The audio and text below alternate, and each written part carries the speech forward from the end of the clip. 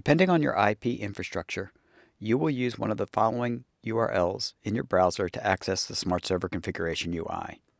You could use the static 192.168.1.22 address if there is no DHCP server available, the configured host name when there is a DHCP server and a DNS server present on your network, or you could use hostname.local in the case of a DHCP managed network when no DNS server is available.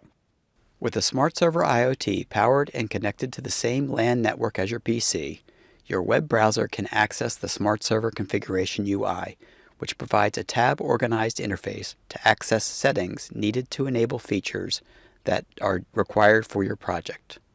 Let's take a tour. The Help link opens a new browser tab to provide access to the Echelon Biodesto portal where all SmartServer IoT-related documentation is contained. The Network tab is where you choose between DHCP and static TCP/IP network configuration. The SmartServer ships in startup mode, which is designed to hop between different networks easily, which may be the case when you are preparing your SmartServer in an office setting or a temporary network before it is installed in its final network setting. You will likely want to change the factory configured host name to one recognized for your project site. Always remember, most changes are committed by pressing an adjacent update button. In nearly all situations, you will connect the SmartServer to your network using the LAN ETH0 port.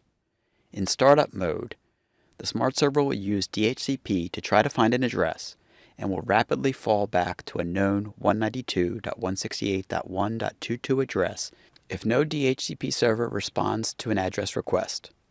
It is very important to select between DHCP or statically managed TCP/IP network settings for reliable operation. Startup mode is only used for setting up the SmartServer. The System tab includes key summary information about your SmartServer. From here, you can reset the Apollo user password, reboot the SmartServer, and revert the SmartServer to clean starting conditions using the Reset to Default button. From here, you are given two choices.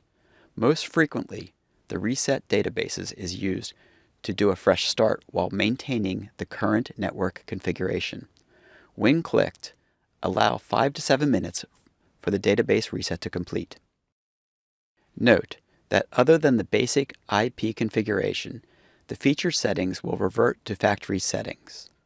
The same function can be done through the serial console using this command. Restore to factory settings will take your SmartServer back to the way it was when it was delivered to you from the Adesto factory. The host name and Apollo password will revert to the one marked on the label, and the startup mode will be restored. This action will require an extra reboot and an additional 5 to 7 minutes to complete. The Update Image button is used to upgrade your SmartServer using a prepared USB flash drive connected to the SmartServer. An update will preserve the underlying system while upgrading the SmartServer firmware modules. Updates using this method do not require an internet connection. You can also accomplish this command using this serial console command.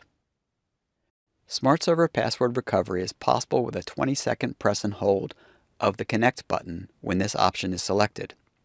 If you uncheck this feature and forget the password, you will lock yourself out for good.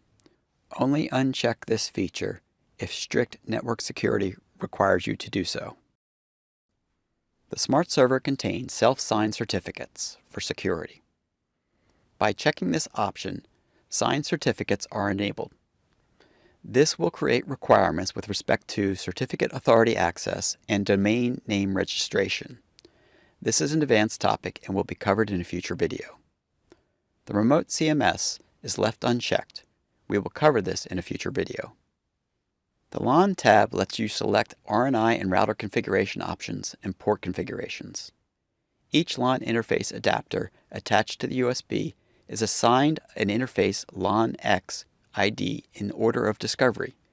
Sequencing the order of discovery at first power up allows you to set the U60s to match the channel assignments in your IZOT-CT design in the multi-channel use case. The MAC ID value allows you to identify the interface mappings to the physical channels that have been attached. The common use case implements IP-A52 on the ETH0 LAN interface only. The IP70 channel with IP subnetting constraints imposed by the long talk domain subnet node addressing scheme can be extended to either external Ethernet port, typically ETH0 LAN. If you extend the IP70 channel to the LAN, you should disable the IP852 channel. You may need to create special route definitions within your IP router gateways to support IP70 externally. IP852 requires the config server to manage the channel, but is less demanding with respect to routes and TCP/IP network infrastructure gear management. The single LAN talk interface option is only checked if you have a single LAN interface attached to the SmartServer. This option simplifies transparent replacement of your adapter. Checking this option when more than one adapter is connected will create a potential remapping of the channels with each power cycle. You must take care not to select this option if you have more than one LAN interface attached. The LAN IP Class A network only applies to IP70-based system backbones. In DMM mode, where the SmartServer IoT manages LAN device provisioning, you are given the option to set the LAN talk domain here. If your project includes a U70 power line adapter, use this checkbox to enable the proxy repeating feature. BACnet features are managed in this tab. You need to enable the feature in this tab if you intend to expose data to BACnet IP clients through the BACnet server, or if you intend to monitor BACnet devices using a BACnet router feature. Another video will provide more details about interaction with BACnet devices. The OPC UA feature is enabled in this tab.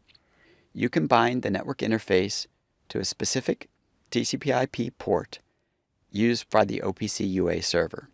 When enabled, client applications can connect to data point values in the SmartServer using the OPC UA protocol. By default, this feature is not enabled. In the Features tab, you can enable the ports used by the MQTT communications. The IAP-MQ feature must be enabled if you have external applications that use the IAP-MQ API. Best security practice will disable this feature if you do not have such applications in the system. The RS-45 tab is available on the SmartServer IoT Pro EX edition. This tab is where you set up which bus type and the serial frame characteristic for each of the RS-45 channels. As of release 2.75, only one port can be assigned to Modbus RTU, and the BACnet MSTP option is not supported. The CMS link jumps to the CMS landing page where all the fun begins. So let's recap. In this screen video, we took a tour of the SmartServe Configuration UI. Work begins here and is typically visited at the start of the project and then not needed in the future. I hope you found this screen video useful. Thanks for watching.